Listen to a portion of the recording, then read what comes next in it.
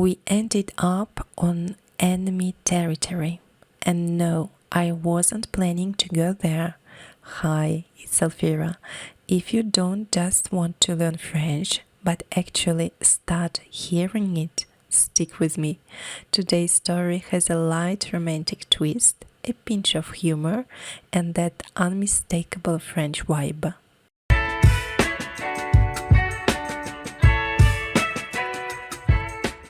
Le soleil est rare à Paris, surtout en hiver. Alors on part à sa recherche, direction le sud. 3 heures de TGV plus tard, nous arrivons à l'autre bout de la France. Nous sommes en territoire ennemi, dis-tu, en posant le pied sur le quai de la gare Saint-Charles à Marseille. En fervent supporter du Paris Saint-Germain, tu ne pouvais pas dire autre chose. L'Olympique de Marseille est un adversaire redoutable pour ton équipe de foot préférée. Mis à part les querelles footballistiques, pour le soleil, nous sommes servis. Le ciel est d'un bleu exceptionnel. Pour une fois en plein hiver, je mets mes lunettes de soleil. C'est impensable à Paris. Nous avons choisi un hôtel avec vue sur le Vieux-Port, joliment illuminé à l'occasion des fêtes. Il y a même une patinoire juste sous nos fenêtres. Je l'avais repéré en préparant le voyage et j'avais décidé d'emporter mes propres patins à glace, car j'ai horreur des patins de location. Seulement voilà, ma valise était trop petite, alors tu les as glissés dans la tienne. Ils occupaient presque le tiers de son volume, mais en parfait gentleman, tu ne m'as rien reproché. Notre hôtel s'appelle la Maison du Monde Hôtel Marseille, et ce n'est pas un choix anodin. Je connais la marque Maison du Monde depuis plusieurs années. Elle propose des meubles design, et j'en ai même quelques-uns chez moi. Un jour, en nous promenant sous les arcades de La Rochelle, nous sommes tombés sur la Maison du Monde Hôtel La Rochelle. J'ignorais que la marque s'était lancée dans l'hôtellerie et j'ai trouvé l'idée géniale. Décorer tout un hôtel avec les meubles et les objets de déco de son propre catalogue. C'est malin. Une forme de product placement permanent, mais élégant et subtil. Et nous voilà à Marseille, dans la Maison du Monde Hôtel Marseille. Vous serez d'accord avec moi, le nom de la marque se prête parfaitement à une structure hôtelière. Être à l'hôtel comme à la maison, c'est une trouvaille rêvée pour les marketeurs. Le lobby, la salle du petit déjeuner, les couloirs et les chambres sont décorés avec beaucoup de goût.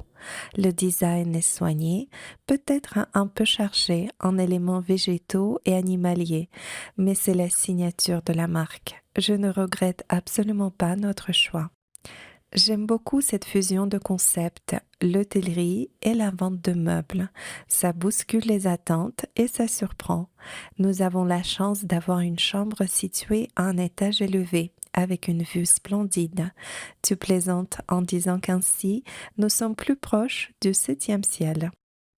En nous promenant dans Marseille, nous sommes tombés sur un autre exemple de fusion de concepts, une boutique de vêtements qui faisait aussi cantine branchée.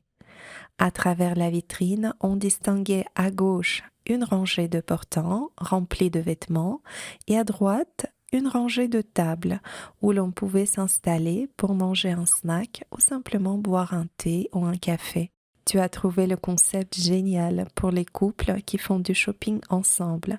La femme passe à gauche pour regarder les vêtements, l'homme à droite pour patienter avec un café. Quelque chose me dit que ton expérience personnelle a parlé à ce moment-là. À Paris aussi, nous avons un bel exemple de ce mélange des genres. Sur la rive gauche, il existe un coffee shop qui est également une boutique de fleuristes. On peut y boire son thé et déguster une délicieuse pâtisserie maison, tout en se laissant envelopper par le parfum délicat des fleurs fraîches qui nous entourent. Les vases débordants de fleurs sont partout, sur les tables, les étagères et même au sol. On se croirait une petite abeille bourdonnant dans un immense bouquet de fleurs, avec l'embarras du choix pour son goûter. Marseille est également célèbre pour la basilique Notre-Dame de la Garde. Nous lui avons rendu visite. J'avais beaucoup de choses à lui demander, pour nous et pour nos enfants. Mais ce jour-là, nous n'avons pas pu la voir. Arrivés tout là-haut, sans même être essoufflés, nous avons appris que l'accès à la basilique était restreint en cette fin de journée. Tant pis, il faudra compter sur nous-mêmes pour obtenir tout ce que j'avais prévu de demander à Notre-Dame de la Garde. En rentrant à l'hôtel, nous avons fait le marché de Noël de la Canebière. J'y ai acheté des marrons glacés en cadeau pour un ami.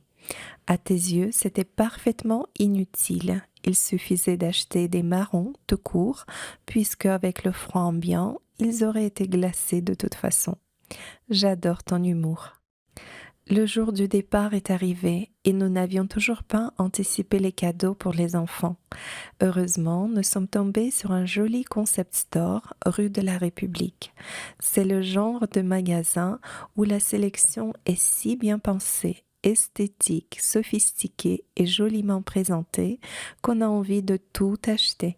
J'ai craqué pour un set de maquillage pour petite fille, un rouge à lèvres, un poudrier, une palette à paupières et un vernis à ongles, tout en bois. Toi aussi, tu as trouvé ton bonheur avec un sachet de mélange pour la préparation des muffins au chocolat. Un cadeau parfait. Il implique une activité à partager avec les enfants et une fois dégusté, il ne reste rien. Pas d'accumulation d'objets, pas d'encombrement, pas de poussière, seulement de jolis souvenirs. Juste avant de prendre notre train de retour pour Paris, tu t'es réfugié du froid au Starbucks avec un chocolat chaud. De mon côté, je l'ai bravé en faisant du patin à glace sur le Vieux-Port.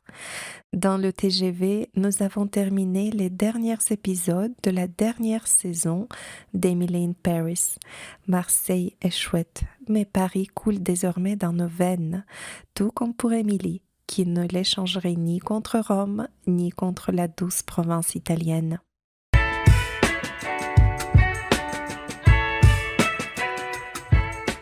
If you are thinking right now, I understood half of it, the other half not so much, that's exactly how it's supposed to be.